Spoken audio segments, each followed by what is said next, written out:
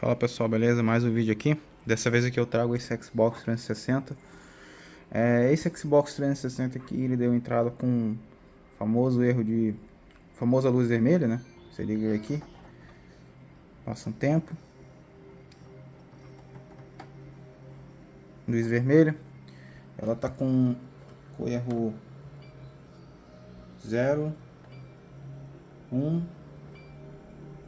0, 1, tá pessoal? Tá com erro 0, 101. Bom, eu particularmente, essa aqui é uma opinião técnica, tá? Eu tô pegando muito Xbox 360 com erro relacionado à memória, ou até mesmo erro relacionado à GPU com problema no processador, tá? E se for mesmo, eu quero até mostrar pra vocês aqui nesse vídeo aqui, como identificar um caso de ribalho legítimo, tá? Quando realmente é ribalho, ou pelo menos ali ter mais certeza antes de fazer um ribalho, coisa do tipo, de outro tipo de caso, né? Seja caso de problema de processador em si, né? Ou até mesmo um problema de memória, coisa do tipo, né? Eu vou dar aqui meio que algumas dicas, né? E também, que eu falei, né? Compartilhar alguns casos que eu tenho pegado aqui de Xbox condenado, tá?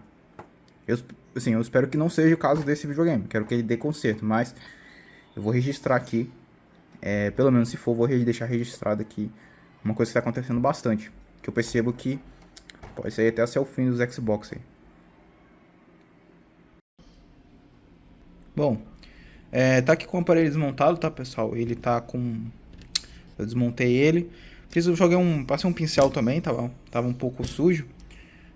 Eu verifiquei aqui, por exemplo, a linha da memória, que é essa linha aqui de alimentação da memória. Deixa eu botar aqui o multímetro mais próximo. E nessa linha aqui, eu tenho uma resistência ok, tá? De tensão também tá normal, tá? Vou botar aqui na escala de volt. Contínuo, 1.8 tá normal.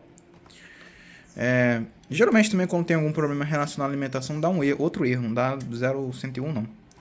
Deixa eu abrir aqui o Xbox 360 Wiki, né? Que é o site que mostra os erros. Geralmente o erro 0.101 tá mais ligado a troca de dados com as memórias. Aí pode ser tanto problema relacionado nas memórias, como um problema na CPU também, tá? Pode ser. Quanto alguma coisa de trilha, enfim. Dificilmente é alimentação. Pelo menos eu não me lembro de ter pegado nenhum caso de alimentação, não. Aqui eu tenho o erro 0.101. Ó, tá vendo? Então aqui ele diz que é um erro de leitura, tá vendo? Leitura. Esse strobe eu não sei. Não sei falar inglês, né? Então esse strobe aqui eu não vou saber dizer o que significa. Ah não, até aqui a explicação, né? Não foi possível gravar os dados para treinamento de leitura de RAM, né? Deve ser algum tipo de teste de memória, né? Verificar se as informações estão bem gravadas, né? Faz um testezinho ali. Eu vou tentar dizer o nome técnico, provavelmente vou errar, né? Mas tá ali, possíveis ações de reparo, substituir GPU ou RAM, né? Inclusive quase todos os erros relacionados à memória, 0100, 101, 102, 103, 104, 103, 110, 111. Então, o que eu vou fazer? Tá? Aqui nesse caso, deixa eu tirar o zoom aqui. Eu faço o seguinte, tá, pessoal? Geralmente eu pego a câmera térmica e dou uma olhada, vejo se essas memórias estão aquecendo de forma simétrica, tá? Quando as memórias elas passam a ter comunicação, elas costumam dar um leve aquecimento. Quando uma memória esquenta demais, a outras não, ou não esquenta, pode ser um problema de módulo. Porém, na verdade eu vou fazer esse teste primeiro, eu vou passar aqui uma dica geralmente que elimina a possibilidade do seu processador, tá? Infelizmente esse tipo de problema eu tô pegando bastante, tá, em Xbox 360, até por isso que eu tô gravando esse vídeo. Pra registrar aí no canal. E eu vejo que não é muito comentado, tá? Então o que acontece? Pode ser um problema de beijado também, até pode, mas até o teste que a gente vai passar ali, que eu vou estar passando, pode meio que indicar se existe uma possibilidade de ser um problema de beijar ou não, tá? Para isso eu vou fazer esse teste da câmera térmica e vamos ver qual que é os módulos aqui que estão aquecendo mais. tá? Ou se estão aquecendo de forma simétrica. Pessoal, voltando aqui, tá? O que acontece? Eu verifiquei aqui, eu verifiquei, peraí, eu verifiquei aqui os resistores, tá? Todos eles estão bem presos também. Eu faço uma pequena força, ver se nenhum tá com solda fria, por oxidação, tá? Tudo em ordem. As memórias estão aquecendo de forma simétrica, tá? Então não tem nenhuma memória a princípio que eu poderia desconfiar. Não que isso quer dizer que seria um defeito na memória, poderia ser também ainda assim na CPU. Porque essas peças aqui elas trabalham em conjunto, tá? A memória não trabalha sozinha e nem a CPU trabalha sem a memória, tá? Elas dependem das outras, quando se fala de barramento de memória. Então o que acontece? Aqui eu limpei a APU, coloquei esse stand aqui em cima, vocês vão entender o porquê.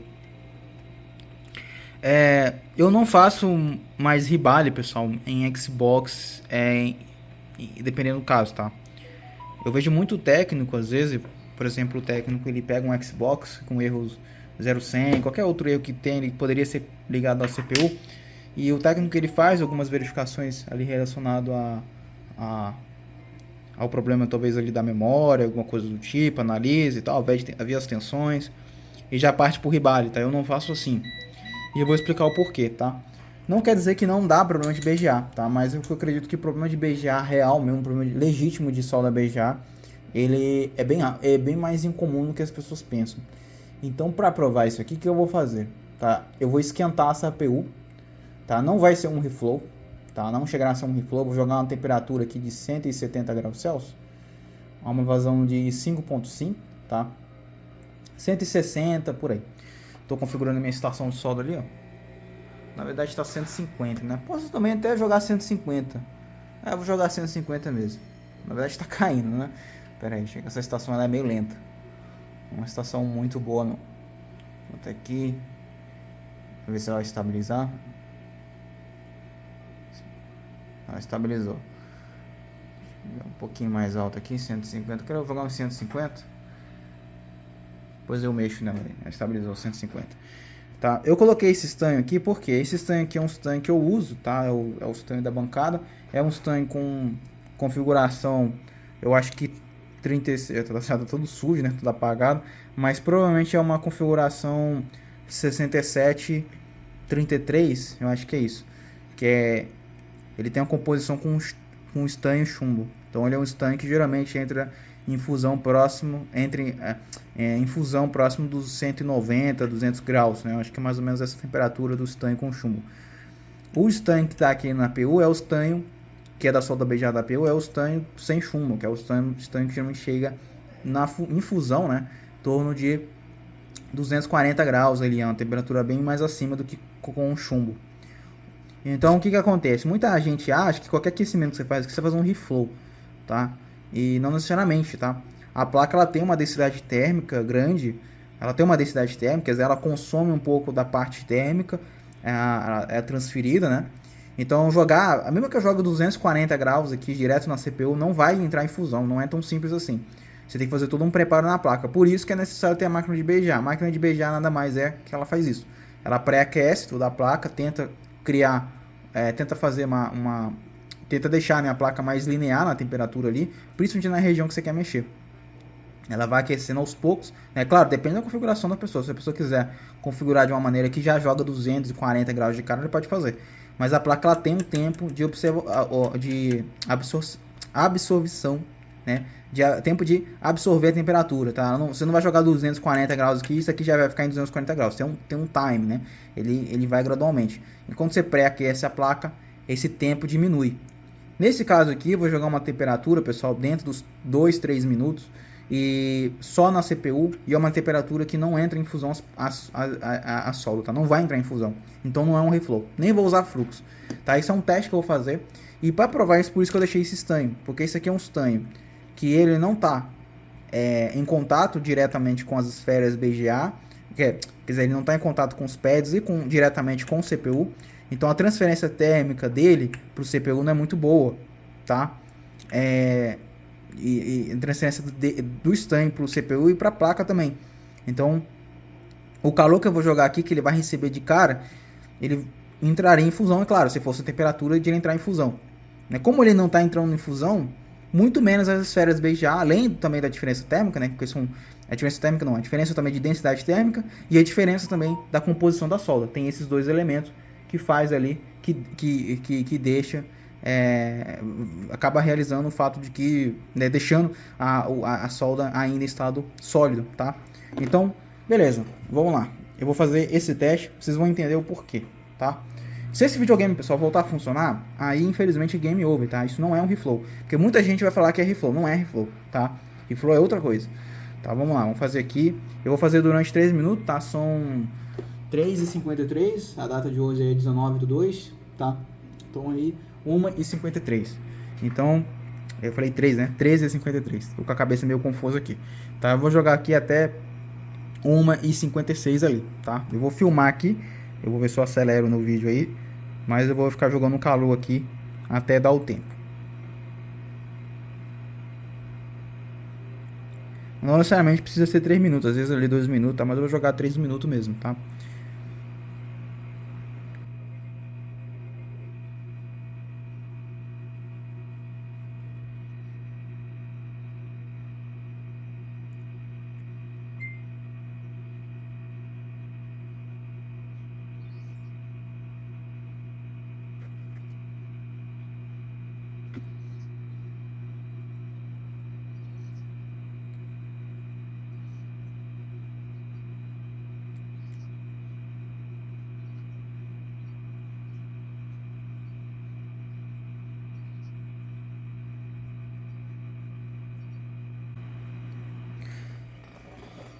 Bom, pessoal, terminei.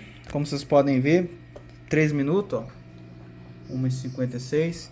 Ó, o estanho, ó, ele tá sólido, né? Tá sólido. Ó, tá vendo? Tá bem sólido. Até botei a mão nele aqui, ó. Viu? Obviamente, ele não entrou em fusão. Se nem esse estanhozinho que eu coloquei aqui, que além de ser com composição de chumbo, que ele entra em fusão, opa, peraí, deixa eu tirar o zoom.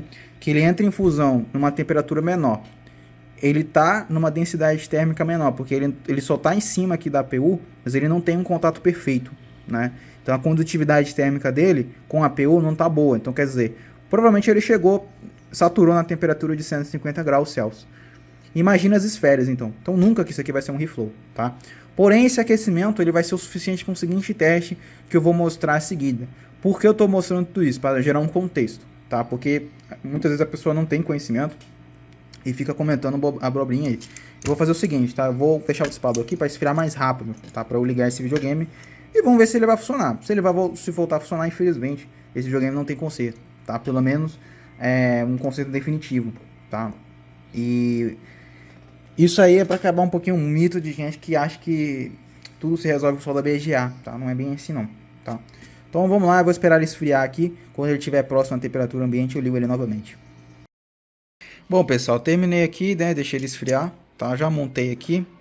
Bom, vamos lá, né? Como vocês podem ver, essa aqui é a APU, que eu joguei o calorzinho. O calor foi bem regional, uma temperatura baixa de 150, não faz nem cócega na solda, tá? Essa temperatura. Vocês viram, eu dei como isso aqui que eu coloquei é de exemplo, para vocês verem que realmente, né? Infelizmente aí não tem não é o suficiente para entrar em fusão, porque muita gente confunde, tá? As pessoas não confundem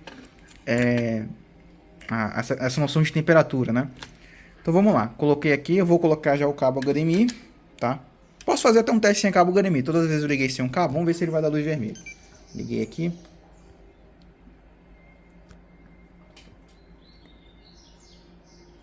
Pelo tempo já era para dar luz vermelha, já não deu. Tá piscando, fica piscando verde, aí tá piscando por causa da falta do DVD, tá? É normal isso aí. Olha, tá vendo? Já era para ter dado luz vermelha, não deu. Agora eu vou conectar o HDMI, né? Ele vai ficar assim porque tá sem o HDMI. Ele não vai dar o boot. Conectei o HDMI, ó, já deu o boot, deu imagem. Tá vendo? E agora eu vou mostrar o pulo do gato. Porque tem muito... Ele vai desligar por causa do aquecimento, tá? Deixa eu tirar aqui. Vou dar o pulo, vou falar aí, mostrar o pulo do gato. Porque, pessoal, não, infelizmente, muitos desses Xbox estão morrendo, tá? Existe uma coisa chamada... Aqui eu peguei um chip de Xbox 360, esse aqui é um chip de 360 desse aqui, tá? Só que ele tá sem a capinha, tá? Aqui embaixo aqui em cima tem essa capinha, que é esse heat spread, né? Que é tipo um dissipador. É um dissipador, na verdade, né? Ele serve para aumentar a área de contato da CPU. Enfim, infelizmente, pessoal, esses chips de Xbox 360 estão morrendo. Tá? Literalmente está morrendo. Tá morrendo mesmo. Por quê? Porque existe algum problema entre o chip em si, que é essa parte espelhada, e a PCB, tá? O chip, pessoal, ele é bem complexo a construção. Quando a gente fala de chip BGA, a gente tem inúmeras outras formas de fazer, inúmeras construções de chip BGA. Vou ver se eu acho aqui uma imagem no Google que é bem ilustrativa. Tá? Deixa eu ver se aqui eu acho ela, pra vocês entenderem o que eu quero dizer. Vou dar um pause aqui no vídeo, senão esse vídeo vai ficar uma eternidade. Bom, vamos lá. Voltando aqui, eu peguei umas imagens que ilustram bem. O que acontece? Deixa eu só virar aqui o microscópio, para não atrapalhar no vídeo. O que acontece? Esse aqui é o chip do Xbox 360. Essa camadinha aqui de... esse espelhinho aqui, isso aqui é o chip em si, tá? É onde está impresso os transistores, né? Na camada de silício. Aqui que está o chip mesmo. No caso do 360 Slim, ele tem esse grandão aqui, que na verdade é quase como uma ideia de uma APU, tá? A APU é uma tecnologia que foi a AMD que desenvolveu, né? Pelo menos esse termo, a APU, a AMD costuma usar. Que é a junção entre CPU e GPU, no único die, né? Um único chip. No caso do Xbox 360, quando eles fizeram a versão Slim, eles uniram a CPU e GPU nesse único chipzinho aqui. Tá? Por isso que quando você tem problemas às vezes de GPU, o videogame tá dando artefato. Ele só dá artefato no jogo, alguma coisa do tipo. Ou dá problema na controlador de memória, porque no caso do 360, a controlador de memória fica na GPU. Né? Que acontece? Você tem que trocar todo esse conjunto, né? E às vezes você tem que recasar a placa, fazer tudo. E às vezes é só a GPU que tá com problema, nem a CPU. Nem precisaria casar a placa de novo, porque o código só fica na CPU, não fica na GPU. Que são os eFuses, né? Tem os eFuses lá, que é uma tecnologia da IBM, que ela fez no CPU dela, que cria um código, né? Esses eFuses, eles geram uma linha de código, né? Uma combinação de 0 e 1. E são combinações, né? Casado com a NAND, que é uma combinação única, se eu não me engano, né? Cada aparelho tem a sua combinação. Então, eu tô explicando de uma forma bem rasteira, tá? Isso aqui não é um vídeo acadêmico, não, tá? Antes de mais nada. É bom salientar isso porque vai ter gente que vai querer mais detalhes, não tem como. Tô explicando aqui bem rasteiro, só pra vocês entenderem por que fazer rebalem muitas vezes no Xbox 360 é perda de tempo. E o que acontece? A falha, pessoal, não é no BGA, tá? Não é no BGA. É um problema interno do chip. Esse chip aqui ele é feito usando uma tecnologia chamada Flip Chip, né? Porque eu tenho uma imagem ilustrativa.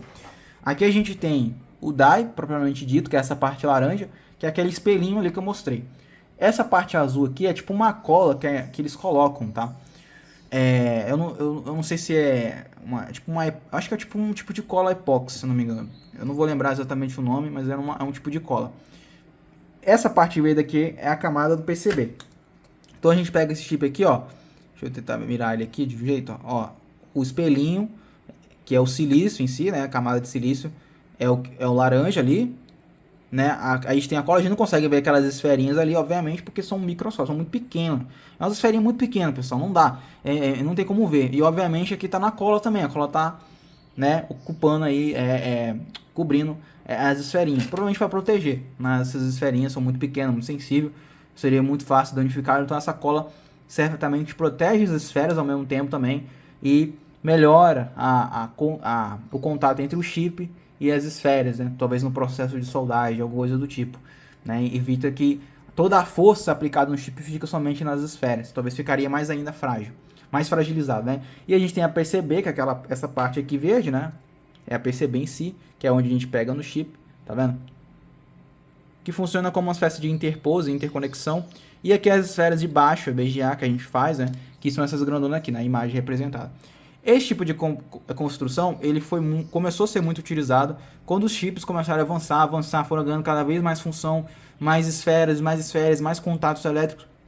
Chegou um momento que a melhor solução foi o BGA, tanto no die do silício, quanto também externamente, porque foi ganhando cada vez mais contatos, né? E aí, querendo ou não, né, os chips mais antigos, se você pega até um chipset SMD, por exemplo, eles usam o perímetro do chip, né? O BGA você consegue aproveitar essa área quadrada aqui, né? Olha o tanto de área que dá, né? Tem muita área, tem muitos pads, então os chips foram avançando e foi precisado de mais contato. E a mesma lógica foi aplicada também no próprio DAI, né? Se você pega aqui, por exemplo, a construção, que é uma construção que ainda é usada, tá? Em chips mais simples e tal, chipsets mais simples, ou coisa do tipo, mas antigamente até processadores GPU usava, que era esse aqui, famoso Willy Bond, né? O Willy Bond era esse aqui, ó, tá vendo? Vocês veem aqui que tem esses contatinhos, tem esses fiozinhos de cobre aqui, eles vão ligando, esse aqui é o DAI de silício mesmo, e ele vai fazendo essa interligação, tá vendo? Aí isso aqui, essa foto provavelmente é de algum processador de cerâmica antiga, né? Você pega aqueles Pentium antigo, Pentium MX lá, Pentium 1, tá? Aqueles Pentium antigos, você vira, por cima ele tem a parte cerâmica, mas embaixo tem uma camada, uma camada dourada, né? Que serve para proteger, tipo tampa esse carinha aqui, serve para tampar.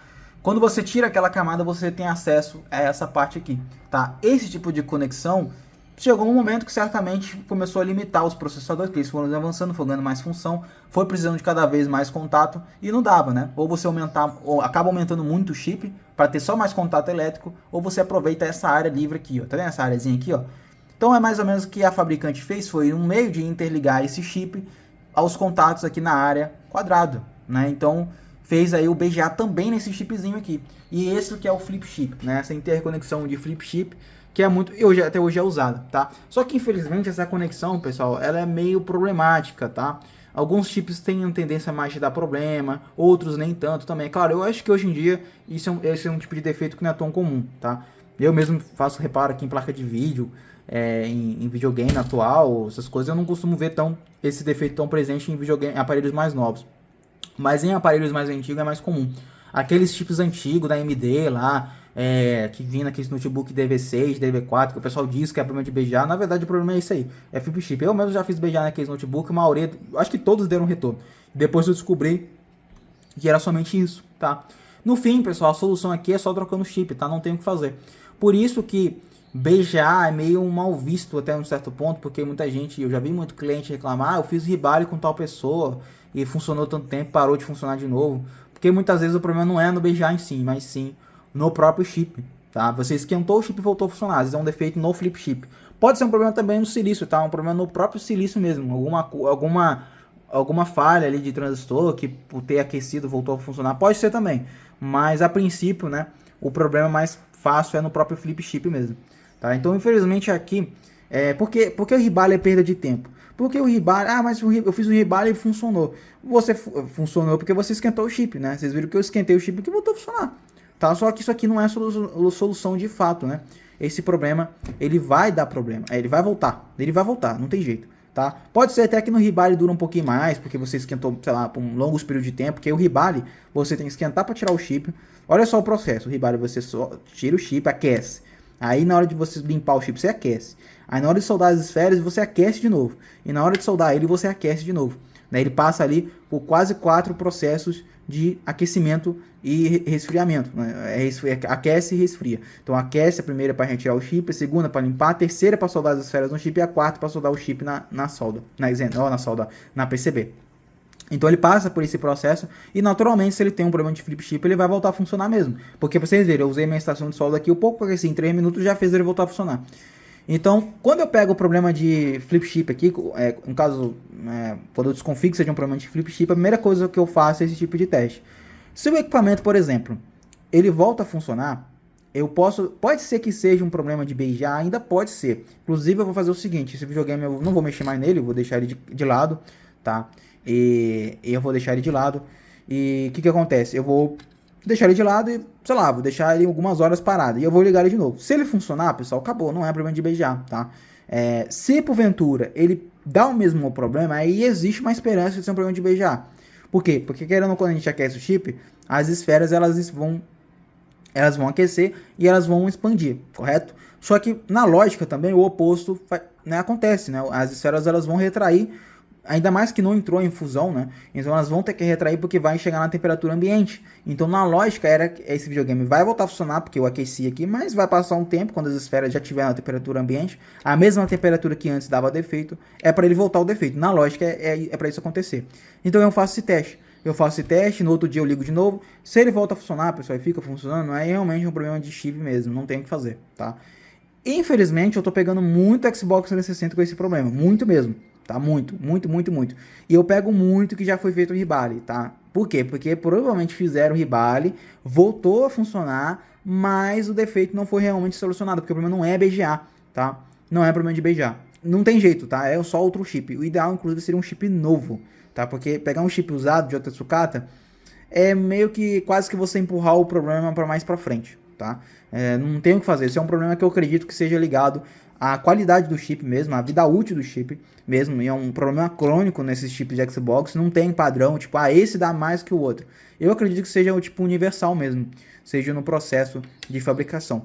Para vocês terem uma ideia, o Xbox 360 original, aquele primeirão lá que deu luz vermelha, na verdade o problema dele não era BGA, tá? Era um problema também de flip chip. Só que no caso dele era um problema crônico que ele estava apresentando um problema em pouco tempo de uso, coisa de 9 meses, um ano, e estava dando problema.